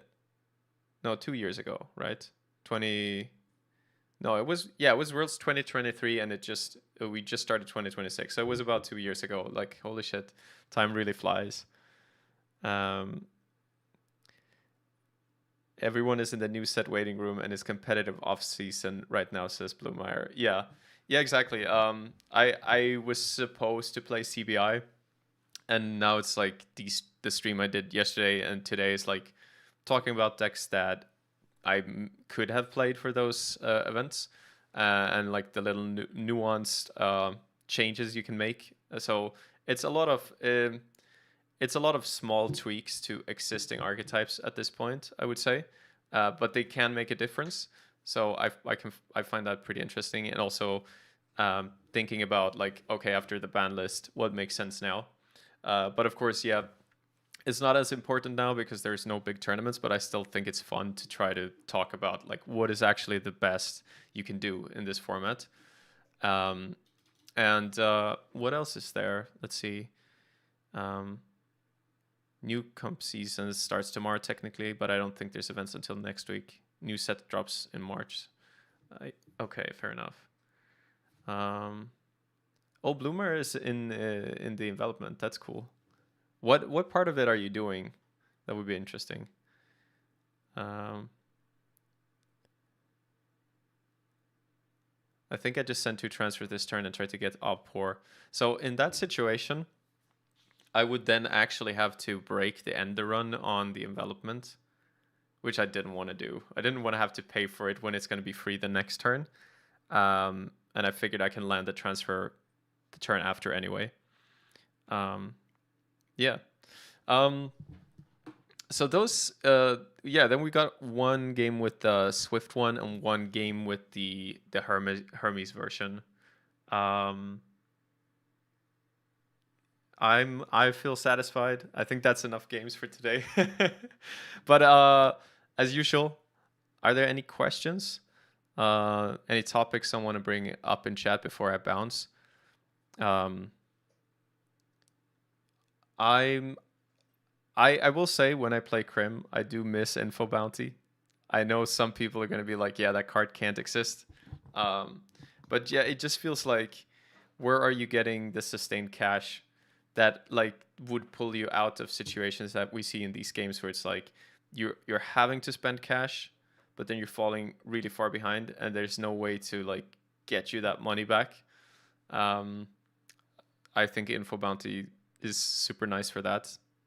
I never felt it was too good, but I guess a lot of people did.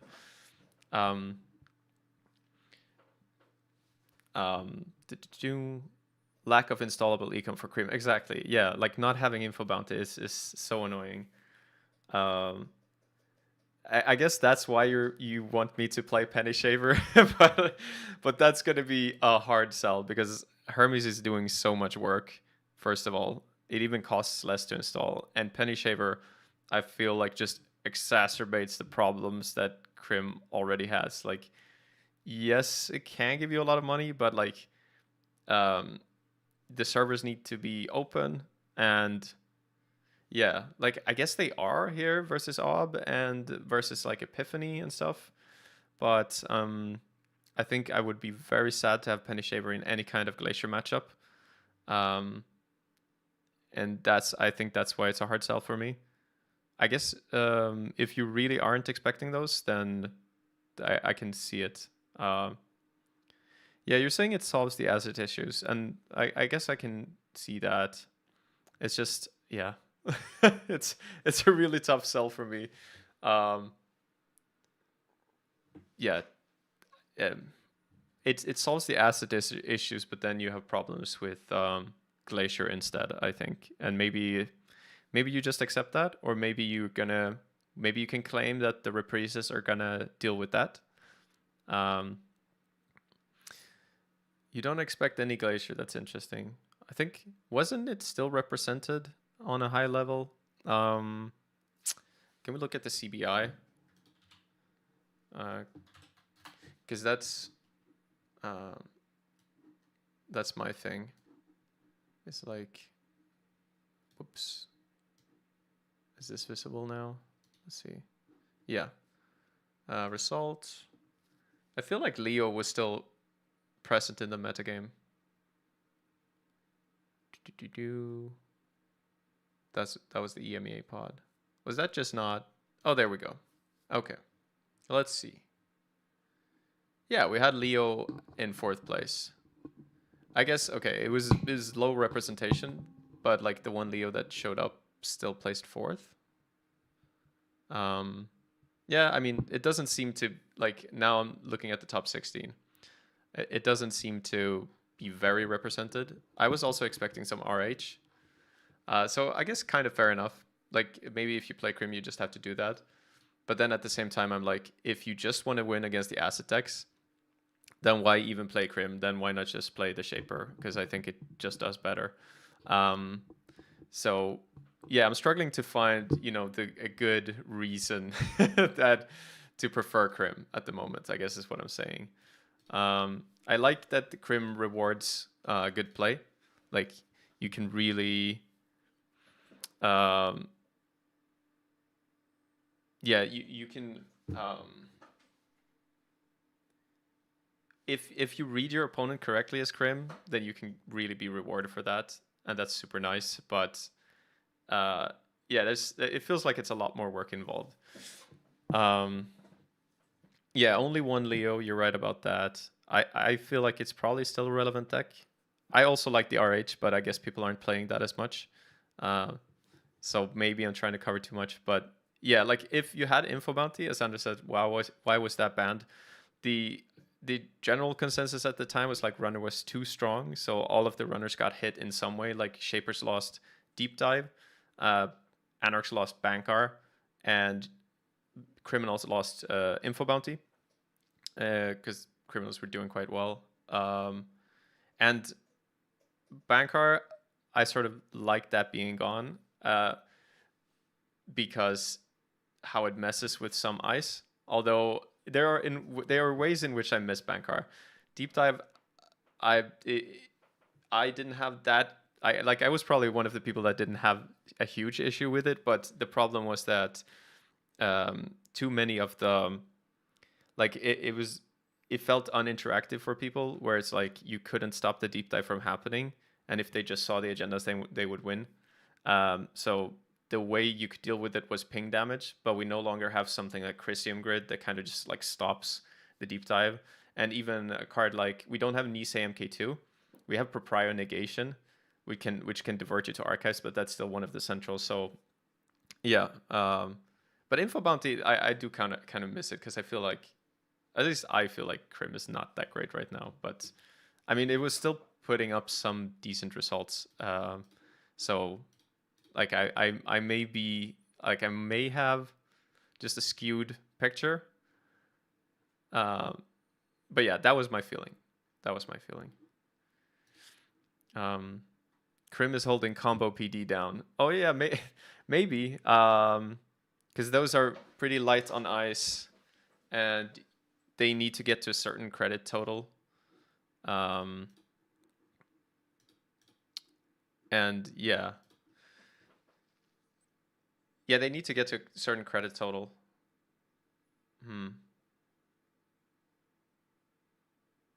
Well, I guess no, you're talking about combo PD. Sorry, I was thinking about salvo PD. Combo PD is like the pincel list, yeah.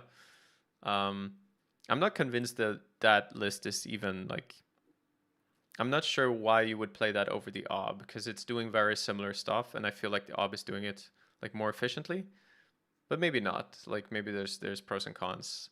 You could say that like with the OB, you really want to score a basalt first, Whereas with the combo PD, you can start scoring whatever agenda as soon as it's available to you. And I could see that being a perk, fully up being a perk. Your agenda suite is a lot worse. Like send a message is not a great card for that deck. Like if HB gets a better 5/3, that deck is going to improve quite a bit. But is Crim really a big reason for that deck to be doing worse? That's interesting. Oh, Pluto's. Every Pluto's list I've seen recently has just felt like it doesn't work. There was a time where I thought Pluto's was broken, and nowadays, every time I see it, I feel like it's just a meme card. Like, it's gonna get pinholed, or it's relying on too niche of an interaction to work. Yeah.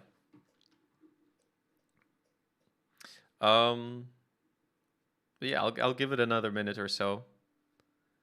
If there's other questions. Oh, there was one. Isn't Leo RH matchup already good, so we don't need Hermes to beat it? No. No, I don't think so. Those matchups without Hermes, I think, are bad. I think maybe even with Hermes they can be bad.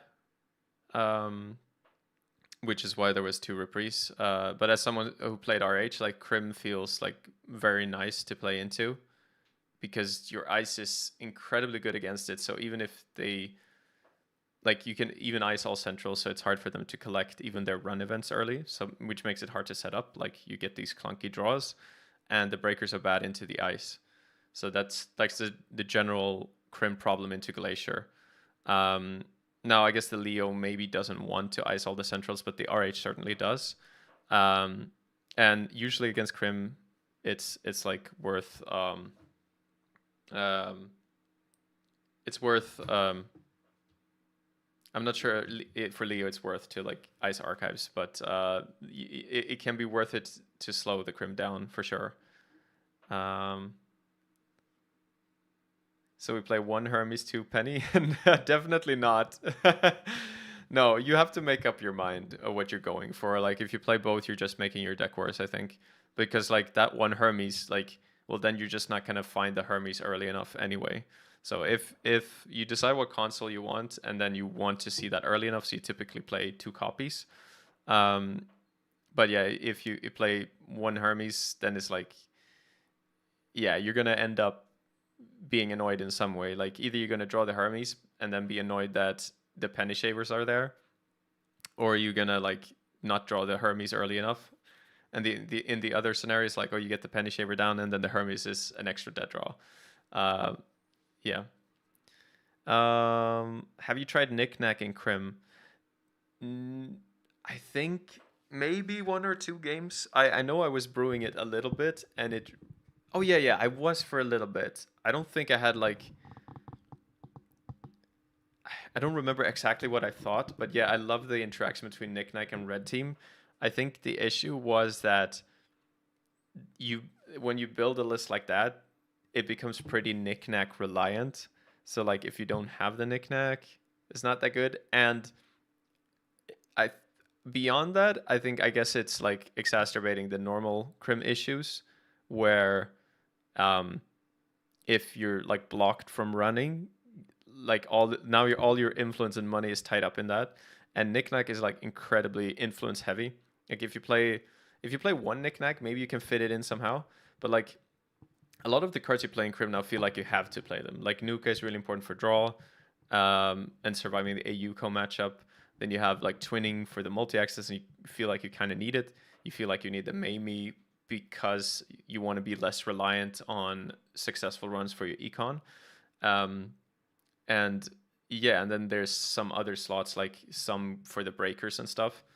So the Knick-Knack is actually hard to fit while keeping all the other stuff. You probably need to make some kind of concession then, where like you play like a Docklands Pass, or I don't know, Wake Implant instead, but those have their own problems. Like they don't work super well as multi-access solutions, I think.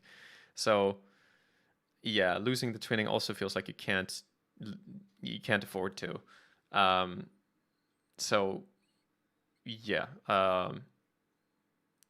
And if you can go all in on the knickknack, but then like and play multiple copies or something, but you're gonna be losing out in some other arena.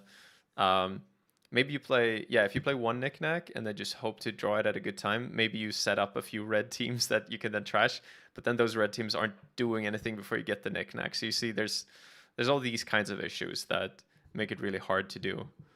Um, there's one other streamer claiming that knickknack is better than Paladin Puemo. Um,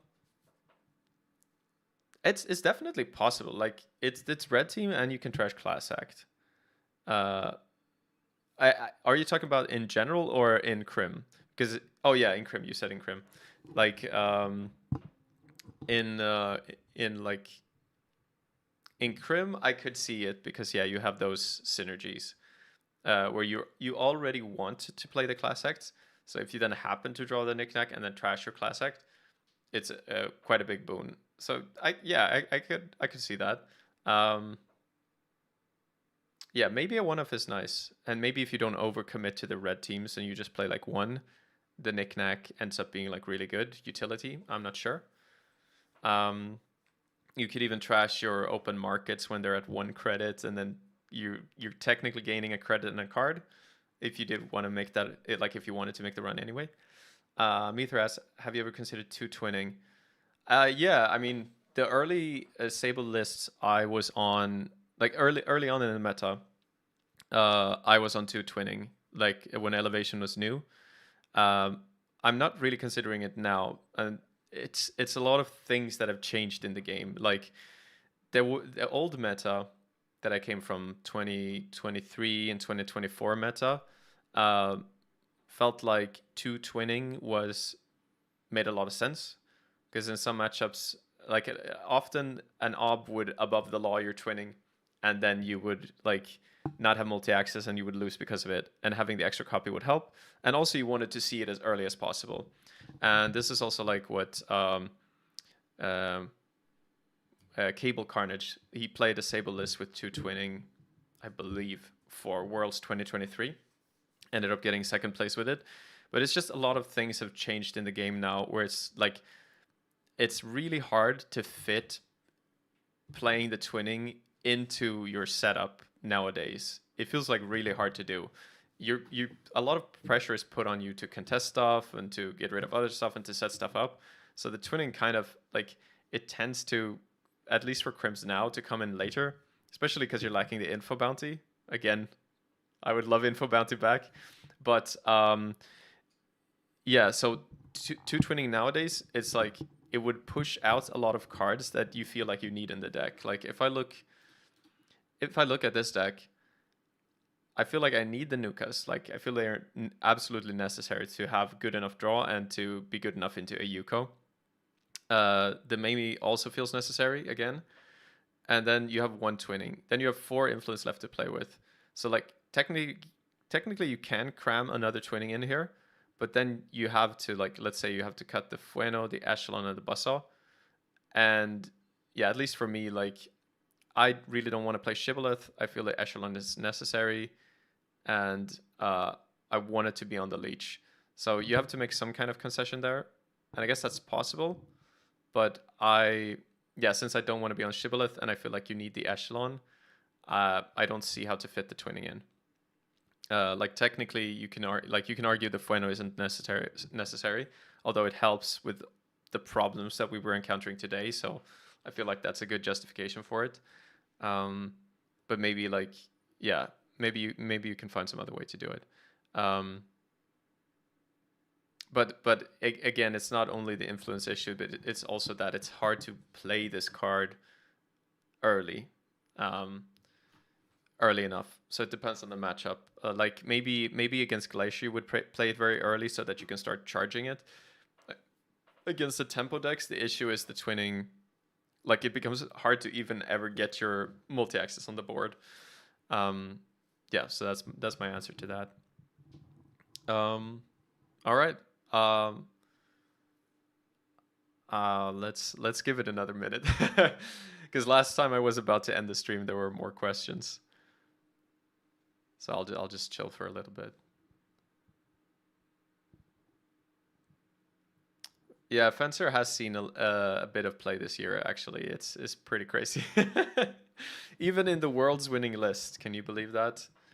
The Vampire Hoshiko plays a copy of Fueno. Um, there's just a lot of cards to trash right now, and we used to be so spoiled. We used to have Miss Bones, uh, which was a ridiculous card. And now suddenly Krim is faced with the issue of actually having to pay for the assets that they trash. I know, can you believe it? It's very unfair. Um, but then you end up with things that look ridiculous coming from the previous meta, like, oh, a Fueno. And even Debbie is like pretty surprising. But it's just this desperation for some kind of drip, some kind of money that you gain over time. Like, imagine if these two would be info bounties. How good would that be? Yeah, okay, that's fair if you don't believe me, but yeah, the Fueno Fueno has been played this year and even in the world's winning list. Um, but okay, I'll I think it looks like there's no more questions. So thank you all for watching. It's really fun, like getting all these ideas out there that have been like bouncing around in my head about these runners. Check out the stream from yesterday with the lat. I think that deck is a lot better than this. Um, but there's still a lot of interesting stuff here, and like I could also be missing something because Krim, there was still a Sable that got second at CBI, so maybe check out that list and what it's doing different from my list. I'm gonna do that as well, I suppose. Um, but yeah, and so sometimes you miss nuances about lists when you when you look at them if you don't know the exact play patterns.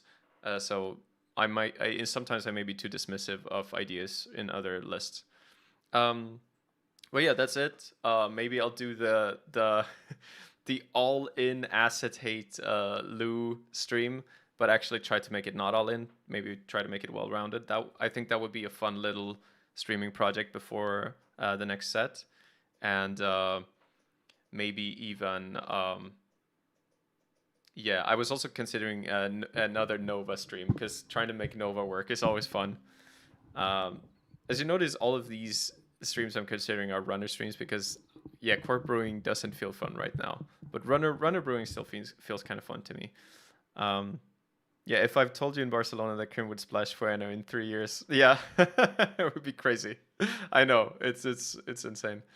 But I guess it's kind of only me right now, so maybe it doesn't make sense. Um, I've seen other Krim lists do it, but I haven't seen many recently, I think. Anyway, thank you all for watching. It's really nice to have like the chats. We get the questions and the back and forth. I love that. See everybody next time.